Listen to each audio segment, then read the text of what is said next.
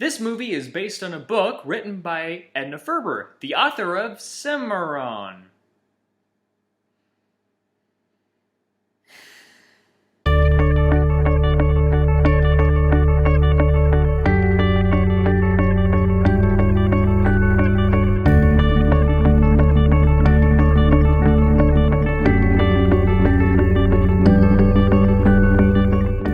Come and Get It co-stars Walter Brennan, who won the Academy Award, the first Academy Award for that matter, for Best Supporting Actor for his role as Swan Bostrom.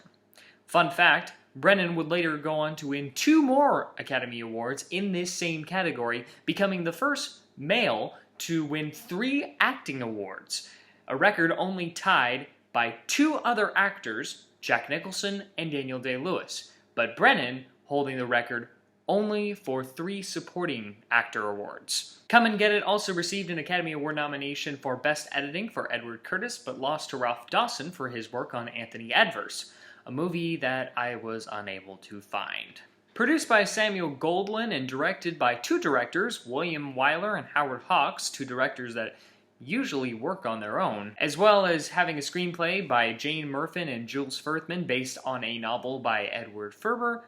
This movie follows the character of Barney Glasgow, played spectacularly by Edward Arnold. Beginning in 1880, Glasgow is a logger, a lumberjack really, who leads a group of lumberjacks in Wisconsin. These people cut down trees, make wood, that kind of thing. However, he is determined to rise to the ranks and eventually own a logging business. During his time as a lowly logger, he falls in love with a lady named Loda Morgan, played by Frances Farmer. With his best friend third wheeling along, played by Walter Brennan, he courts Loda for a while. However, he eventually goes and marries Emma Louise Hewitt, played by Mary Nash, the daughter of his boss, to try to get ahead.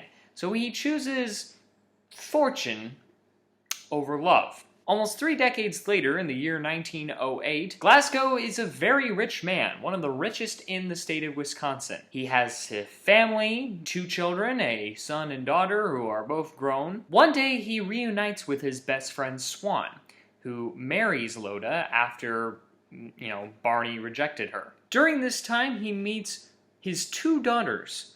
One of them, also named Loda, happens to look exactly like the lady that Glasgow once knew, probably because they're both played by the same actress. So with that, he becomes infatuated with her, having romantic feelings for her, which comes into conflict when his oldest son also develops feelings for her, although this relationship seems to make more sense since they're both in the same age group, and Glasgow is a much older man. Now, when I first saw that this movie is based on an Edna Ferber novel, I was a little bit worried, just because I saw another movie based on an Edna Ferber novel, Cimarron. And I was worried that I was not going to care for this movie in the same way I did not care for Cimarron. Go back and watch my review. Even though it is produced solely by Samuel Goldwyn instead of being produced by RKO Radio, so different producers and production company. In fact, this movie barely has a studio, as Samuel Goldwyn solely produced it on his own through Samuel Goldwyn Productions, and it was distributed by United Artists, which was the golden age Hollywood equivalent of independent cinema.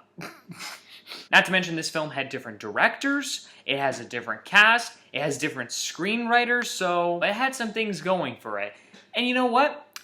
I like this film much better than Cimarron. For one thing, it doesn't have the racism that I didn't like in Cimarron. It doesn't have someone getting excited over watermelon or that kind of thing. The only 2 things that were racial in that one of the stewards on a train is a black man, and that the main character calls him presumably by his nickname, which is Snowflake. And the other one being when Barney praises his son's speaking ability for having the gusto, gravitas, or whatever of a black preacher. Of a Negro preacher, as he called it. So if there was anything racial, it was more subtle in this movie. But more importantly, in terms of being a movie, this movie also was a lot better structured in its script.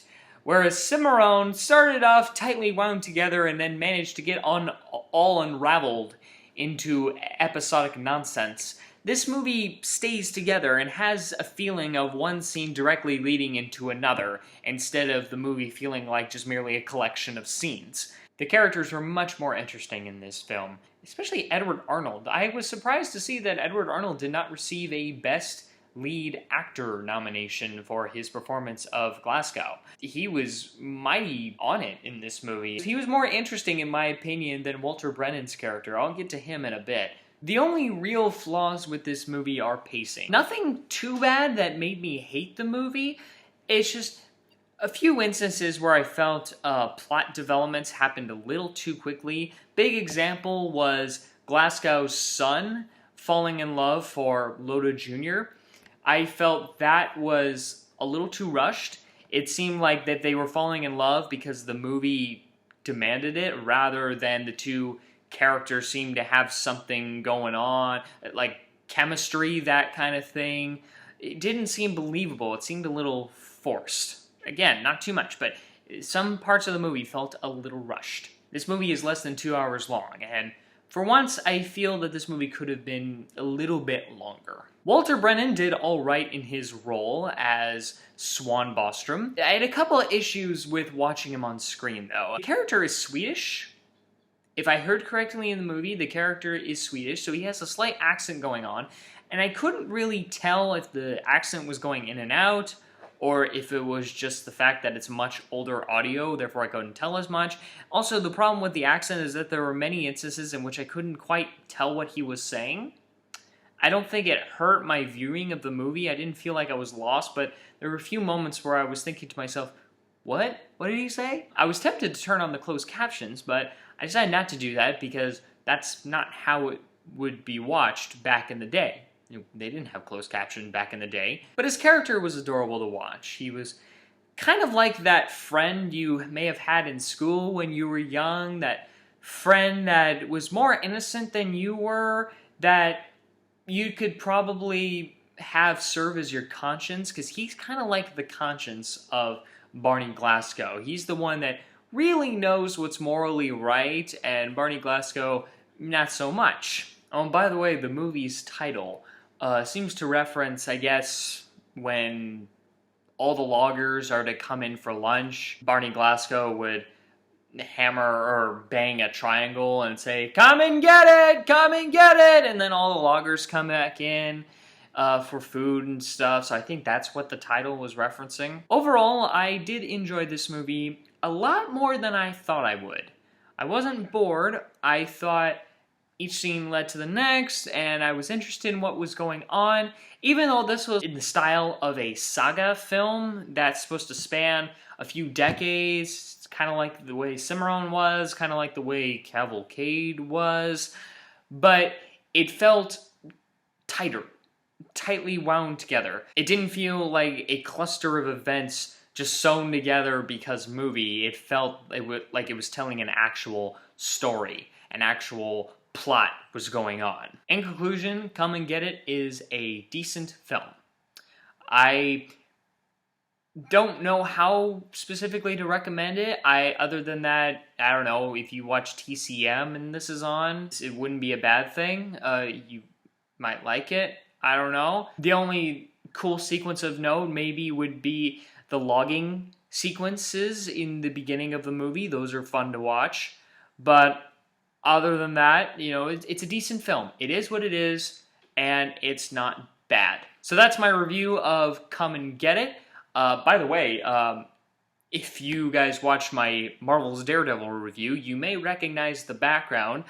Yes, I am back at my girlfriend's house. Her family decided to go on vacation for 2 weeks as I am recording this video, and I'm back at her house taking care of her dog, which is around here somewhere. Probably over there. Thanks for watching, and I'll see you next time.